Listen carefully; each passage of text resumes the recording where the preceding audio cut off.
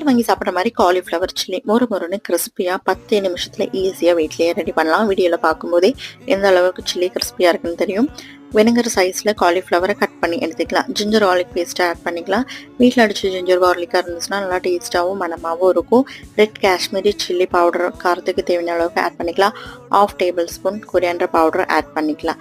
பட்டை கிராம்பு ஏலக்காய் சேர்த்த பவுடரை வந்துட்டு ஒரு 1/4 டேபிள் ஸ்பூன் ஆட் பண்ணிக்கணும். தேவையான அளவுக்கு சால்ட் ஆட் பண்ணிவிட்டு கடை டேஸ்ட்டுக்கு வேண்டிட்டு 1/4 டேபிள் ஸ்பூன் அஜினமோட்டோ ஆட் பண்ணிவிட்டு pinch of food colour add பண்ணிக்கணும். நல்லா ஈவனாக காலிஃப்ளவர் ஃபுல்லாக தட்டுற மாதிரி மசாலா பரட்டி எடுத்துட்டு அதுக்கு மேலே தான் கார்ன்ஃப்ளவர் ஆட் பண்ணணும். தண்ணி சேர்த்தாமல் கார்ன்ஃப்ளவர் மாவை ட்ரையாகவே ஃபுல்லாக பைண்ட் பண்ணி எடுத்து ஃப்ரை பண்ணி எடுத்தோன்னா டேஸ்டியாக கடையில் வாங்குற மாதிரியே கிறிஸ்பியான காலிஃப்ளவர் சில்லி ரெடி. ட்ரை பண்ணி பாருங்கள். இந்த மாதிரி சிம்பிள் குக்கிங் வீடியோஸ்க்கு நம்மளோட சேனலை சப்ஸ்கிரைப் பண்ணிக்க. தேங்க்ஸ் ஃபார் வாட்சிங். Happy cooking.